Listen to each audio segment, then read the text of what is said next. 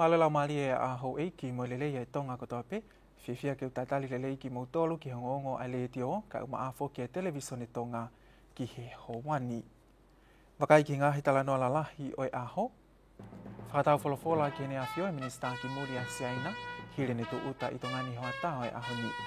Maloloha mata pule tau whaua me tili ane afi lolo tonga iaha ngā wea kia kau polisi, e puke hi malumalu o atohi taki ne tutu uni e ahua whae mahina ni.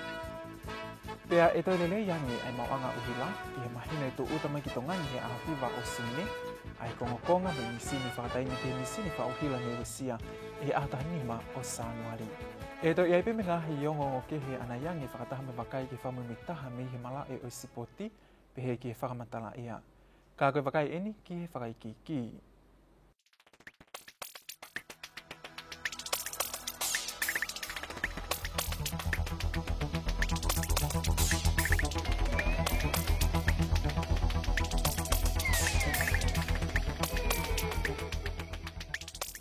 Ne tu utai tongani he hoa aho nia minista ki muri o siaina, Wengi, i hene mea ahi mai ki tongani koe konga ene a ahi wha diplomatika ki ngai whanua e Pasifiki.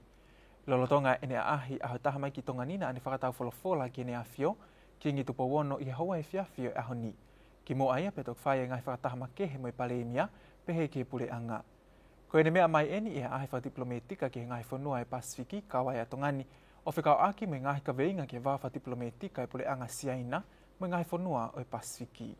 Ko e mea me ene e ki minista ki muli a siaina, Wengi, i he ahi wha diplomatika e pule anga siaina ki ngai whanua e Pasifiki o kau ki a tongani. O whikau ake pe me ngahi ka veinga ki wafa diplomatika o siaina mo ngai whanua e Pasifiki, o mea e ki pale mea ho ka miliku ki hongongo e leito tonga, ko e whaiki ki ngahi ka veinga e ahi mai minista ki muli a siaina, e tok mai he whakataha mo i kau whai o ngongo. Pagwe whamui ki tō kia hawhai maari e whahatau pota anoi pa mui ka whai ngongo i e hoa tā pule lulu. Kai ko i whainga maari e penia ki whawha maro ki ngahi toko ni kone mai whata mai kone hako i toa ni pa wai pe ngahi project ki whai si o kia. Pagwe ngahi wha iki o ana whainga maari e ko lau e press conference kone mui ka whai ngongo ki tō whahau kwa toa. Ako mea mahi ngā pēia o lauandai o gai whakamali ke whewhola i aipa mene awhio ka mo e whahoko ai pē ai whamalo i ai pure ngā ka o maafo ai ngā hi kuke ke he toko ni mai koe ni a si aina taim nei mea nei hoko mo tuk whae pēa sio ki ngā hi toko ni ma ke he hoko mei ka hau toko ate ngā hi whae ki a pongpong.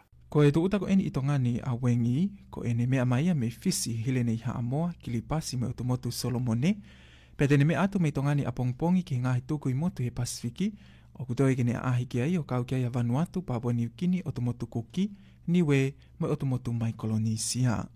Ko e talo foki me tahive hiwa walu me whingai ake tongani mo siaina, i he ngai ka veinga wha diplomatika he no pātolo ake a langa whalakalaka o e whonua, o ka wai e ngai tokoni ki ngahi langa lalahi, ko e whenga mari ako skola sipi, ko e tokoni mea ngā ui me ngahi tokoni whapaanga ki he pē. Kai kehe ko ene mea mai ki tongani he ahoni ne talitalia he tokoni palemia, po astei pehe ke minista ki muli, whekita moe loa utu i ka manu, whataha moe ampastoa siaina i tongani, His Excellency Xiaolin. E hoko atu hono mui i e hongongo e leiti o me televison tonga, ai ngahi whataha wha diplomatika e ahe me ko ene minista ki muli a siaina, ki toki whakaiki ki atu, i he ongongo. Ne maloloha mata pule tau whaua mei pili i hoa tā ni afi, lolotonga ia ngā we atu e kau polisi, ke puke he malumalu o hatoi taki, ne tutu uni he ahua whae mahina ni. Te tau wakai hene ke Alice Tupou, mai whakaikiki. O ko te eki ke whapapau i me kau polisi a hia mata pule ni ne mga tuungai a tohi taki, kau mahino nei whatoa ngā i kau polisi a pekia i he whafofo ke hawhia ta haho a tāni hafi i he eria o Bausa Konferenisi i whanga o Pilolevu. O pehe me whamatala nei tuku mai me he potunga e polisi a neafi, nei hola i pekia i he hala tau whaahau o i kai malawa ke nau puke. Na nau tau wheturi mai ai o au ki hate iho, ka nei tau hiwhai pekia o lele me ene mea lele o whafofo ke mita e te au ene mama o tok mau he kau polisi i ha apinof anga i hate iho. Na te peheme potungai polisi atonga. Koe ulaki ofisa polisi na ne mau e pekia na ne whatoa ngai ai e matapule ni o palpalema ai manawa e matapule tau whangu full maua koe ni. Na rera ki lewa ke whalmahaki o toki whapapau i me he toke tā i potungai mo ui kua malolo e matapule ni. Nei whai whitutaki ki he tokoni komisiona polisi te vita vailea o whikau aki me ka vengani kau hi o mahino a hono tālanga i he mi tea whasosiale e pehe ko metapuleni ne mataunga ne malolo me hono tā e kau polisi ka e toki whainga mali e pe toki whahoko a ni tali ki he ka vengani. Nei tuka taipe e potungai polisi a nau popo aki i whikau ngā mamahi ke ui tau pe he ki he whamiri o matapule ka o kukei hoko pe whatotolo ke mea nai hoko. Ma ai ngonga le teo mai televisione tonga, ko au Alice Tupou. E toi lele yange mau anga uhila atonga i he mahino, e tu uta mai ki tonga ni he auhiwa o sune, ai konga mo misini whakataimi ke ngawe ake kau ta uhila atonga, pe menu sila mo siamane ke whafu o ake angu misini wha uhila ki he ngahi misini uhila ti solo i popua, o kulotonga mau uhile pae mo ngafi hunga tonga hunga haapai, nane ahia tonga ni he atani mau sanuali. Alice Tupou ai pe me whakaikiki o e tala noa ko ia. E whamatanga e pule i he tawhaki whauhila mai kolo a hokawa ki he ongongo ai leiteo me televisione tonga, ko ongo misini ko ni utokoni ki hono whasisi e uta uhila, ai ko misini whakatoa e walu o ki he whale misini uhila ti solo i popua, pea koe ua e ni kulotonga mau, pea o kukei whatatali ki ono ngahi konga misini ko ia kinga oe a ki whatai mi. Koe taha o lotonga talitali no kongkong, ka koe taha, na e mau ia ko tupu me he fuko ni ko he na mai ko ni ko hunga tonga mo hunga hapai o kulotonga fai nga we ia ki he malu i he tafako ia e misi ni ko kulotonga fai ko he nga malu i ki ai o ku o ke ki lolo nga we ki ai mante foki ko e mu lave i pe ko malu i ia ku lolo mo pe nga we ki ai ka oku e tiso ku kamata nga ue ki ai pa ko si fai fe mai no aki no kauta maloi te nau fua e nau tōria ai u wha more ko ki ai. Ko misi ni ko e taha na e mau pe ia ki mua na e talo e tali e kongonga talo no ota kongonga i sanuari ko e tau nipa ku na whaamu na e fai whakau pe he tau mai e kongi bua ko e kongi mui ko na o e pereri pa koni tolo i pe waka pa ko confirm mai pa ko ne tau mai te ko ia e ke si ma te foi wike ta mo ko ke wike u ke fa ka to ki nga we ka to ki lava le fa nga mari ai ko le ko misini ko ia e lava le ke si oreva e fa nga mari le pa vila. Nane toi whamalala i ke te whitoi whatongia o e ongo misini la lahi e ua ko e ni kulotonga mau ki he mauanga uhila a tonga. Ko e uhila whakatonga ni ko e te se te hiwa noa e ku generate mai me ti solo. Ko misini la lahi ko ne ua ko ni ne represent e ia represent e wha o ke pesiti ko ai misini ti solo.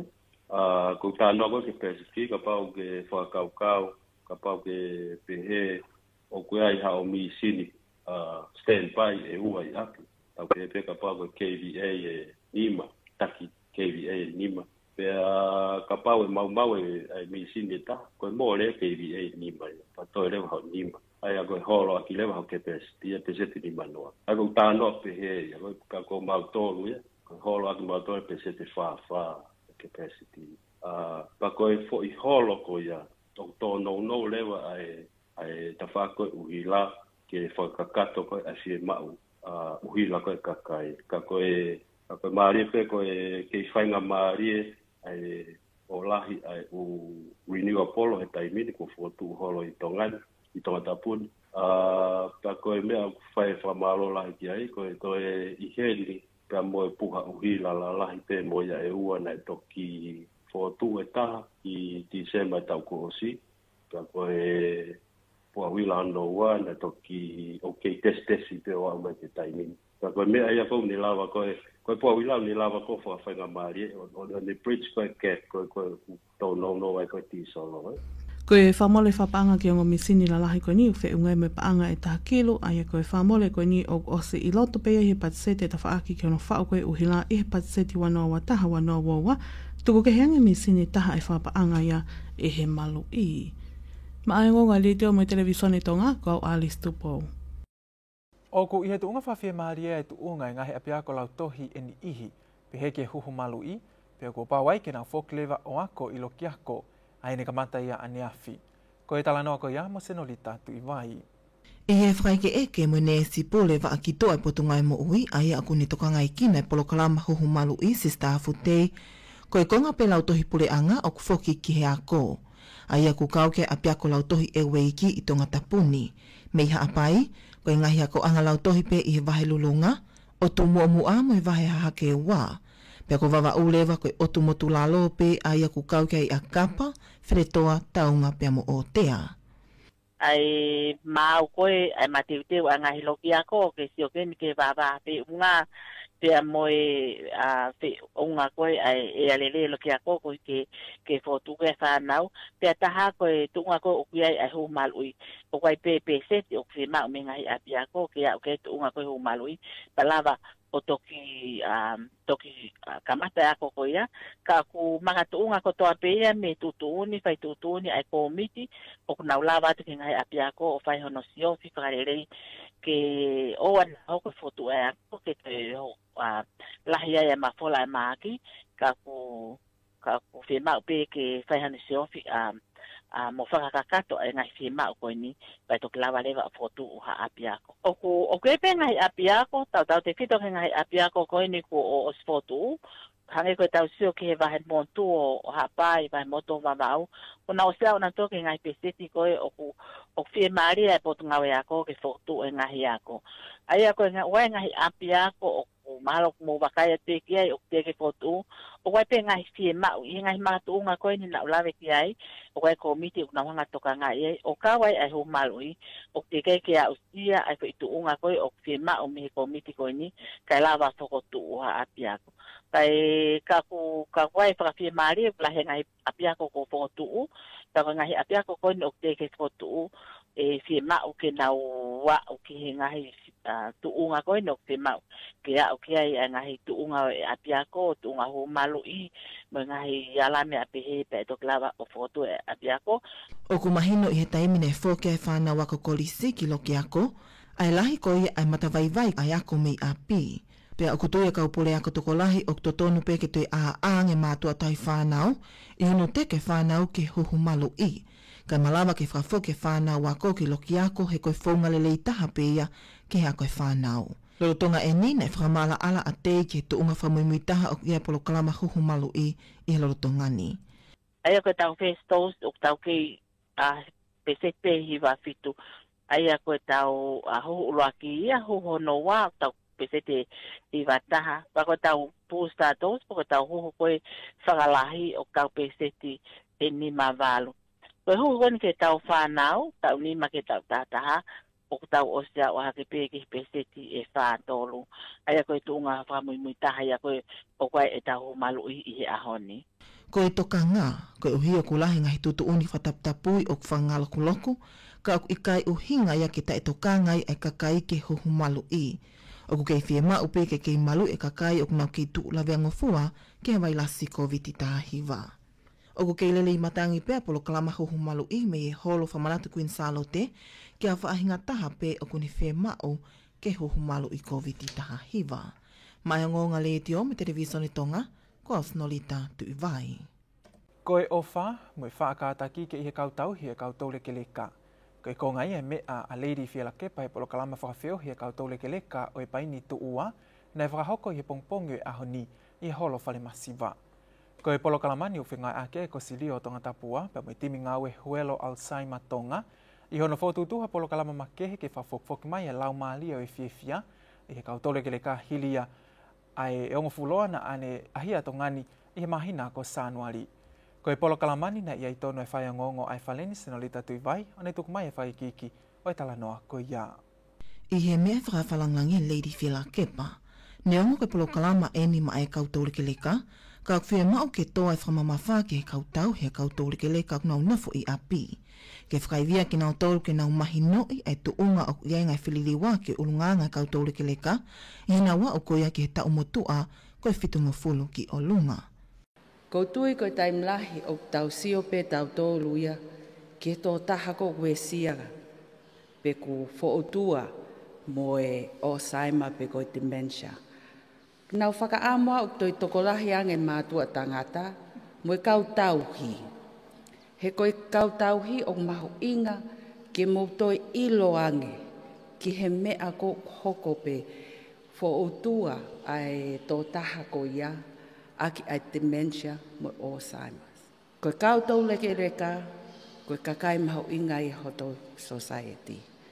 Pa ko whakaamo, pe koe hā ai lelei o mo wō mai mo ia, whawhetai ke eiki o mau lawe ai. Whawhetai ke eiki o mau au sia ahoni, ke mau kau i he koloa mahu inga koe ni. Whakaamo ke kautau leke reka, ho mou kautau hi. Ka pau te nau lava mai, mahu inga ke nau i heni, ke nau ilo ai mea koe o ton ke nau hoko at ki ai, he koe kakai hage koe lau koe siutaka, koe kakai kātak lahi. Ai kautau hi koe ai kautau laki reka. O ia whakaamu e whawhawhunga kakai o whalea lea o tonga tapua to ke tā uhila mo ilang whasi, ke hoko atu pēha no tokanga i kina hau ngā hipolo kalama ma ai kautau leke leka, koe uhia ku iai whakatoanga i makehe koe tāhene ngahi kupu i society o i kai ke tokonia. Koe toka ngā lewa ke whamahu inga i kautau leke leka, i he mahino ko kina autoru na nau tāma i whihi o whakawhatongia i ngahi ta uko mariwa tō. Ka koe talaloto maari he eni a tau leke leka ko suliana veata o valungo fulmani ma mi havelu, o nei pehe o ku kau ai mo ui palani ke he tokoni lahia ke he ngawe whakaaho ai kautau leke leka. Fia o pito he kalenga koe ni. He ko hi koutui pe o ke ma o pe e manatu. Ko hi koe ngahi whakakaukau koe o mai. He ko whainga mo ui koe o koe ai hangi koe ko talatu. Pau pe ke upalani au e kumea. Te upalani he taingo ta pe koe aho hake pongpongi. Pau pe ke umalanga whakahoko e kupalani koe ia. O kai te ke ngalo ia ia te au pau ko mahino pe o ke ma o pe he ku e ku whakakaukau mo atamai o kai ke umao e loto ngalo o makatu unga pe ia he e ku mo ui palani mo e ku whakakaukau pe mea kotoa koe ke whai. Pehe ofisa kolo havelu vika kau fusi koe polo kalama ko eni e tokon lahi a ke ono whakaivia ko ia ai kautau reke leka. O koutui e tokoni lahi polo kalama ko eni tu dementia. Yang mahini ko he tu alu o ko takai tu o wahe mahina o sio ke kautau leke leka. O kunau ke manatu lelei pe piai pe ki toko si kunau ko ilo e kunau mao dementia. Ka ko tu e kau lelei en pe tokon lahi ke kautau hi. Ito lahi yang e nau kataki pe mo mahino ka nau tolu. Ko atu alu nga pe ia o hifo ko ti lalo e holo e tangata. Ka ko tu ko hingai na maulota pe ke o mai ki habeleni. Ko hi ke pai hatokanga e kina. Si kakai pehe hou koloni. Koe kautau leke leka i havelu o kwheunga mo e toko whetungo fulu tupu mo e kau whaingata ia whaesino e toko hongo fulu tupu. Mahina pe foki koe polo kalama ko e ni o kutoi aang hano toka ngai kina ko he kosirio ko o tonga tapua pe ko havelu. Ano toka ngai kina ko ia kakaitu lawe angofua pe koe kautau leke leka.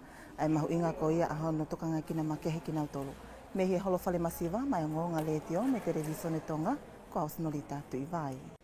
O ku teu te wata e poa te mauma whai ke tak mamata ki a polo kalama ko whakatau kei me kakai o e whonua. Kai tau te whito eni ke kau pisnisi me kau ngau e whatak mamata i tongani, ko e wika mahu inga ma teu teu ke whakaawai kau a whonua. Ko e whakaiki ke tala noa ko ia, mo Liliani Polu Tele.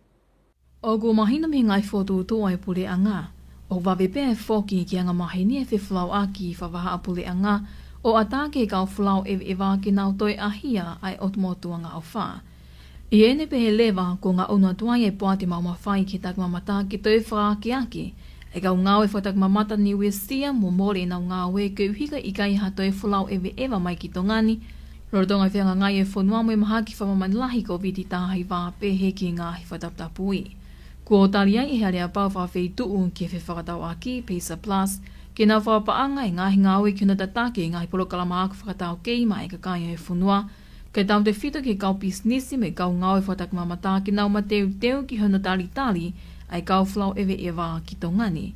Ne pehe pule o poa te mauma whai ki tak mamata viriami tā kau Kia ngongo ko ya radio mo televisione tonga o kumanga tuunga fiema o mateu ko ini me mahino ko to lai ta hoi kau ngawe sektoani ko mole ina ngawe ke hi ke covid ta hi va pe ko fa amuya o polo kalamani ke to fa foki ai kau ngawe sektoani ke to lahiange pe fa via me ngai business fa tak mamata tau i pe ke fa ro to a fonua ki he kamata pe ke tau kai na tonga ta ki fa si o ke ko ti mu ta u ki kau a so au eva o ko mai na ke ta u ko si he to mai ko na covid ko ke we si a wa hi ye ngai business tak mamata ta ku te ta inda tau na ke le de pe ngai polo kalama tori ngai polo kalama ko ni ke ia seria monu sila o ye to kana la hi nei he sektor tak mamata ta zi ngai business ka accommodation ku o se te kau nga we ya he o ki muri e foi ba tai ni ko ni e tai da tau o to se ma o te fa refresher training o da ta fa tau ke for all nice ta tau ke customer service e so que hospitality ai sector ta mamata but ta na ke ai o te se ma ge ha mateu do ta fa na training ai na business ba na ta kai to ni te ke hu ke na sector ta mamata ko na o ki ai ki he COVID ta hiwa na mo ta mea te e to mai COVID ke for one o te se na o na hi o ya na se ma o ya to na mo ui me na hi business te o se ma o pe ke fa ta o ke ta nga o ko ni to ku ya te mo na se ma o kai ai e ta fo la we de ba o te bu ya na se ma o na me ya na o si o ma se ma o ke fa ta to me to ma ni ta de se na business ta mamata e ko he ta o si a ke ta u te ko ne la ta wa so no ge na me fo o wi na e ke ai ki mu te se ma o pe te fa na training ke te fa ta o ke sa kai ke na i fo ma fo o ko ni ko ya ko fa ta o ke ni ku ke te ke e po te mama fai ki ta kwa mata pe a ku kai fa ngata pe ke ni ihi ko ye he sektoani ka ku toi ata pe ya ma ai ka kai e funua Rodonga iau ki ai matoko ni tatau mi hingai office whatak mamata e Pasifiki kendo whakai via e ngawe whakataritani kakai whei mea toko ni mui ngahi tau ke i ke pe. Koe taha i ngahi ngawe ku teke mo whakai ai i hea lea pau whawhei tuu ki he whakatau aki. Ko hono whakai via e ngahi ngawe whai whakatau aki o kau ke sektoa taki mamata. Koe wa ngawe kendo whakai via o whai whakatau aki whawhei tuu o ku tuu ia i haamoa. O ku whakailongai whamaman lahi i he ahoni aho toltaha o mea o tau kotoa pe, koe aho ia o tali ikai ke tapaka, pe koe au iloa hi lefa pelitania, koe World No Tobacco Day. Koe ahoni na iai fotutu o enwa au nau tokangai kina e lau e tapaka, ke whahoko hapolo kalama i he ahoni ke whailongai aki e aho mahu ingani. Kai koe uhiok te eki ke mao ha whapaanga ki ai, nei kai ai ke malawa o whahoko e ngahi palani ko ia, ai au toloi peke tok whahoko amu yangi. Alisi tupou, mawhaiki ki. O kua maheni tau kotoa o kia ngai polokalama whaloto whanua o whikau aki me mahu inga o ahoni, mohono to e whama mawhai ki ka kai o whanua ai ngahi we sia o tapaka, ka koe ta uni o ki kai malawa koe hi koe ngahi mato unga ke pe. Koe ka venga ke ta uni mei he kautaha mo uikoia a mamani, koe tapaka o kune tamate e tangata me paranite o tau nofo ai. O toi whamanato ai ki he kakai kotoa o mamani e mahu inga koe ki nga whiri whapoto o tali i kai ki he tapaka he ku fuu mato aki whatuta maki ke mo ui pia we sia e me atamai koe hiko ngā kemikare kona o ngauhi aki a tapaka. O ku kawa tongani ngai whanua o tai mua i hono taptapui o ngahi e ria whapule anga ke tapoi a is tapaka o kau kea ngahi kalapu kawa tonga ai nei pehe e ofisa ngawe malolo ki hono tau i koe is tapaka le o malotu havea o kia ia ririu me he whafotunga koe kakai o whekau aki mo i tapaka e mahino ko iai ai lao pa e mo uak nau tau tēnau mau i. Koe ongo lahi taha, toko lahi taha kakai tēnau. Tēnau mahalo e lahi te kakai tongan tēnau fia mana. Ani i konu kunau si a kenset a tapaka. Nau pehe toko ko nau. Tau ata ina pa nau. Eka ko kia te au koe tamalo ko ham mea maalunga tahani ko whai e kusio ki he whakaapa i he kakai whanua ai lao ko e tapaka. E neonga pe o koe peni i he unau mau e lao kako.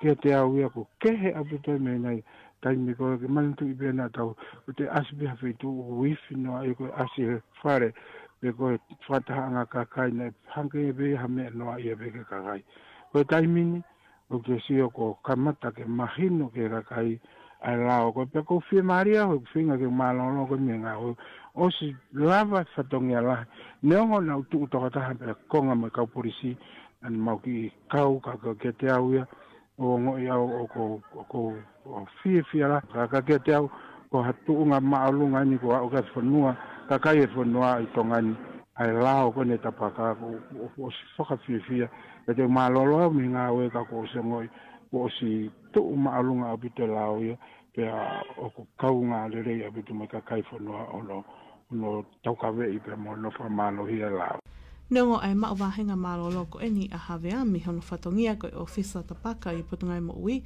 ka o kei hoko tupe e ngahi ngāwe e potungawe I ngahi polkalama ngāwe kehe I hono tautau whamanatu ki ka kai o whanua a ngahi wesia tamaki o ifi tapaka.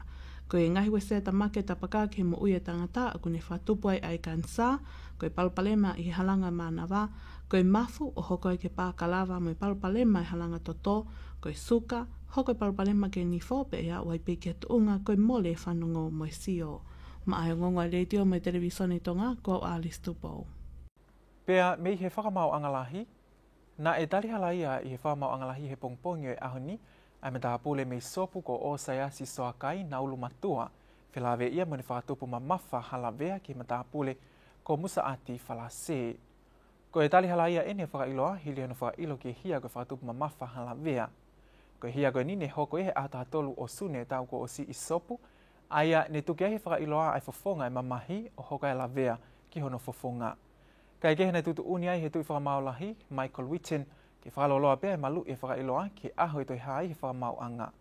Nā ne toi tutu uni ke toi haa pia e whakailoa he whakamau anga I siulai, ke hili whaki ai ahono tautea. Ko e uni o ngongo whaloto whanua pia ki Hawani me pange langa whalakalaka atonga pe TTP.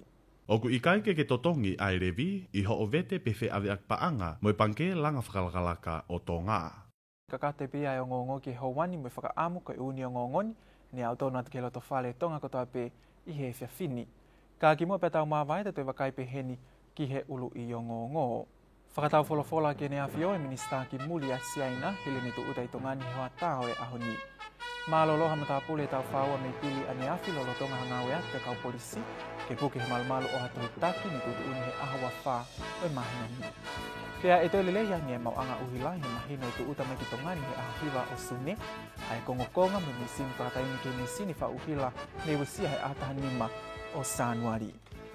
Ko e ongo ai pe ai ki he whiawhini mo e ate whamanatu ki ha ongo pe koe whaiki ki o ongo tatau Fetu taki mai ke whika I telefoni wa tolu ni meni mauna pe koho wakai I ai website I koe www.tonga-broadcasting.net. Ka koa vai whanatu pola na tau whi au mai mo I ongo ki he whiawhini maloho mo mea mai mo mea.